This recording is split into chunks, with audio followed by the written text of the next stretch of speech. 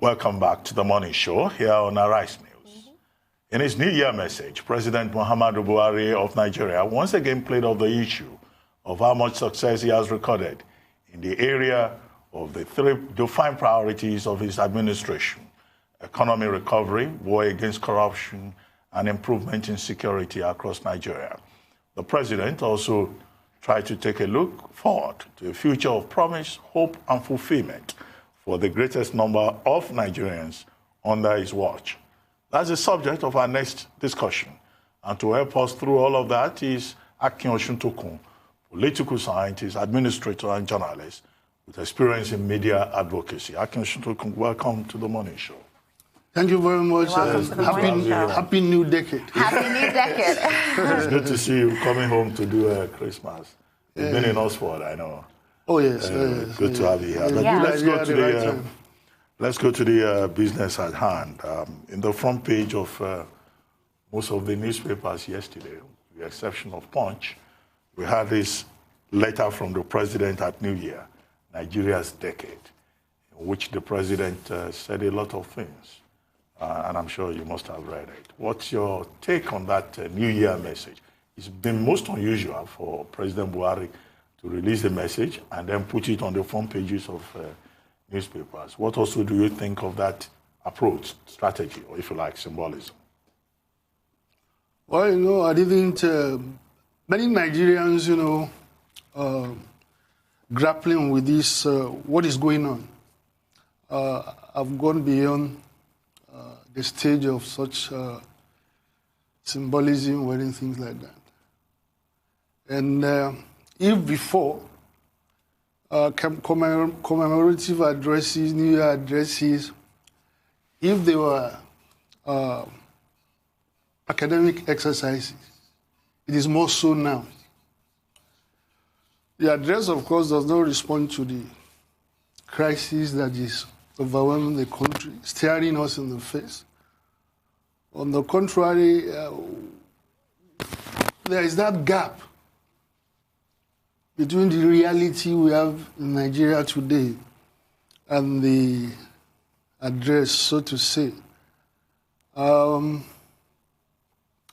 prospects going forward, as far as in Nigeria today, I was reading something on my way, I'm not sure what was it. That it was a fairly neutral proposition that this year Nigeria is going to earn less than it did, the previous year.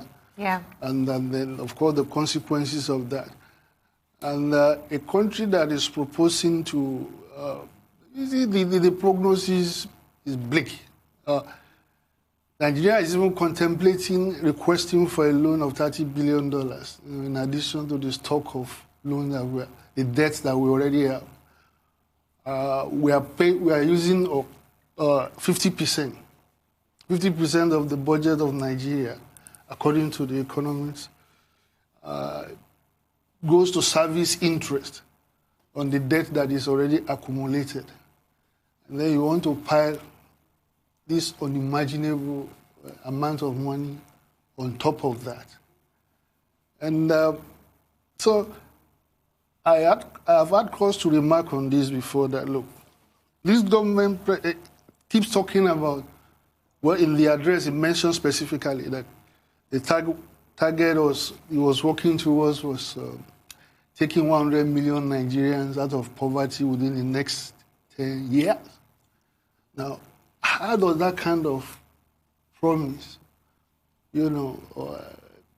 emanate from the president of Nigeria today? The kind of poverty we are contending with in Nigeria today, the deepening of that poverty, and then you expect he's elected for 4 years. Now, the nature of the challenges and problems that we have now that does not permit somebody in that, a government immersed in this kind of crisis, talking about the next 10 years, as if other things are equal. Well, I myself commented on this New Year message. Yeah. And we also had Bismarck Rewane just before you came on set. And my own personal opinion yesterday is that there's nothing wrong in the president of Nigeria inspiring the people on New Year Day at the beginning of of a new decade and talking about hope, optimism, and possibilities, and trying to give an account of what he's been able to achieve so far, and reassuring Nigerians on some very important issues, particularly the fear about the likelihood of a third term, which he has repeatedly disowned, and also using that speech to set out priorities in the next 2-3 years. I think that that's a good thing. No. Not against. Just wait. I'm just trying to give you other people's opinion. Yes. And then, of course, Bismarck Rwani also commended the speech and noted that, look, this is the first time that the president will go to this extent, giving an account and, charting a path forward. And even you and I, I'm sure you will agree with me. This is much better written than previous messages that we have seen in terms of the structure and the reading of the message. It is only in that respect that it is meaningful. We was talking about optimism. A government that willfully compounds and deepens those things that he says he's aspiring towards. The divisiveness, the division that is implied almost on a daily basis when he has to make a policy or announce an appointment. It sounds very hollow. There is the credibility of what you are. That's why I use the word gap. It's not credible coming from him, the kind of image or vision he wants to project. Reconciling it with what is going on presently in Nigeria, it sounds very hollow. And that's one of the problems. Talking about poverty in the 10 years, in a situation in which people look, well, maybe as a fancy language, it should be talking about immediate steps now, in this January, of addressing the issue of poverty, not 10 years' time. You have not fixed this one. On what basis? What foundation are you making? Look, ordinarily, for any government to succeed, not to talk of one that is in almost an emergency situation, the most significant factor is the ability to rally your citizens behind you. This government is doing the exact opposite. No, Akin, when you say what the president should be talking about, should be what he wants to do in the immediate term. Yeah. If you look at the last paragraph, he actually does exactly that. He talks about 47 road projects scheduled for completion in 2020, 2021, including routes leading to the ports. That's not in 10 years' time. That's immediate. He's talking about 13 housing estates that are ongoing. He's talking about commissioning Lagos, Kano, Maiduguri, and Enugu international airports in 2020, right? He's talking about training of 50,000 workers to complement the country's 7,000 extension workers. That's in 2020. That's not in the future. He's talking about the commissioning of Lagos, Ibadan, Itakwe-Warri rail lines in the first quarter. Commencement of the Ibadan, Abuja, Kano, Kaduna rail lines also in the first quarter, and so on and so forth, including the extra-bus Lagos pipeline in the first quarter of 2020. So, he's very specific about what he wants to do. But that shouldn't be the priority. Did you not read that last paragraph? Of course I read it. There's a credibility gap on what they are saying. How long have they been talking about completion of Lagos-Ibadan railways? When? They'll tell you it's going to be done in 2018, next year to go 2019, now 2020, and so on and so forth. And let me tell you something, right? I think it was Bill Gates who mentioned that fact. The kind of investment this Nigeria needs now is in human development, human investment capital. We don't need fancy airports. Who needs fancy terminals? Get your priorities right. What percentage of Nigeria do you serve with your fancy terminals? That shouldn't be your priority. That's why I said, look, all this kind of, and as I said, it's becoming platitudes. We will do this, we will do that, against what was achieved last year. How does this kind of statement, how do they look? And in any case, you said it's the last paragraph, right? Yes, the last paragraph. Yes, that shows you what should be the last that should be the immediate priority. It should come in the first, in the first paragraph. You are dealing with a reality and you are defining it to the last. What's in prioritizing is significance. Do you put what is most important to you at the beginning or the end. Or we are talking about even writing a speech. So it's not, anybody can say all this, but as I said, I picked issues with this idea of spending money on funds, on projects that are serve or benefit a very tiny percentage of Nigeria in a situation in which majority of the people are grappling with what to feed, how to feed on a daily basis. These are the things you should be talking about. But more than any other thing else, is this fact of getting the Nigerian citizens, mobilizing them behind you. Now, in life, it is not the challenges or problems that you have that matter. It's your ability to grapple with them. Now, that Nigeria is going through difficult times is itself not the issue. What is at stake is the capacity of that government to mobilize Nigerians. As you said, we are here to develop this behind your agenda. Will you say that for President Buhari today, that he is able or has been able to mobilize Nigerians across the divide? Well, one thing, though, that people are commending with regards to this speech is talking about the issue of the border closure. 2019 was 1 year where we saw a complete rise in the conversation on genetically modified foods. And people are talking about the fact that this move to close the border was one of the ways that the government is trying to curb this issue. So would you agree with that? Look, that's tokenism. I don't understand. Look, this celebration of closing borders, it just shows you the low expectations you have of this government. If that is an achievement. Closing borders is not an achievement. It's a controversial policy. Whether we are still, we don't know what to, at the end of the day, what the balance is going to be. Yeah. So for me, is that, look, as I said, look, I'm past beyond symbols and anything.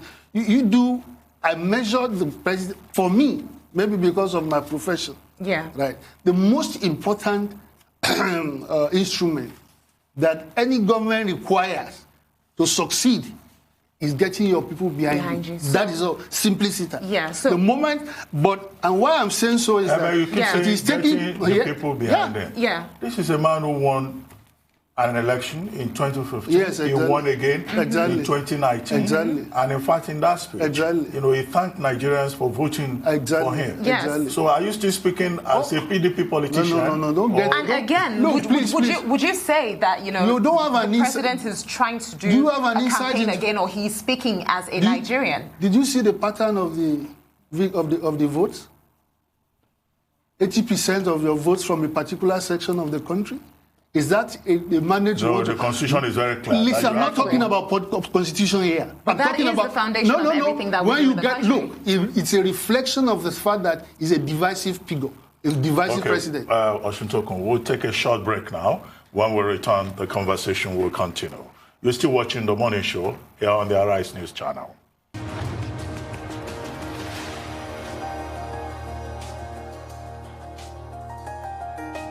Welcome back to The Morning Show here on the Arise News channel. Still with us in the studio is Akin Osuntokun, political strategist, journalist, and writer. Well, Osuntokun, before we went on break, I was saying, it looks like you are still in a campaign mode, the way you have been condemning the president. But, even when there are challenges in the country, should the president give up? Just raise up his hands and inspiring hope?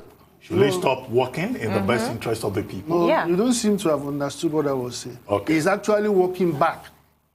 It's not that he's not doing anything. What he's doing is negative. Look at the appointments that were made in the past 2 weeks yourself and interpret it. There was an article or a post by one Professor Moses Ochonu. I refer you to that article.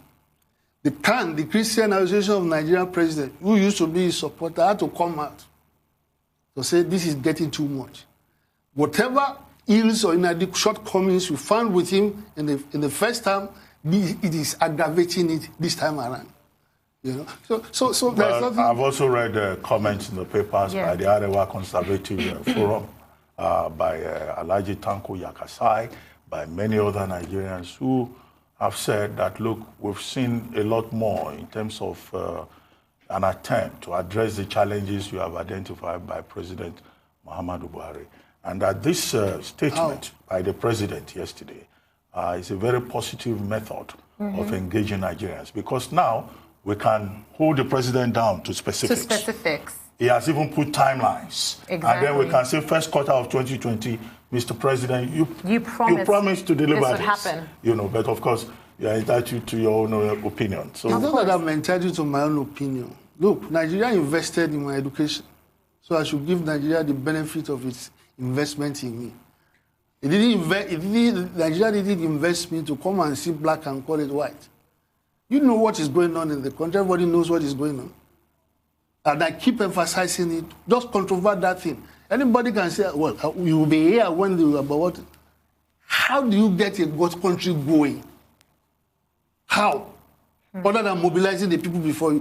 That seems not to strike any chord in people.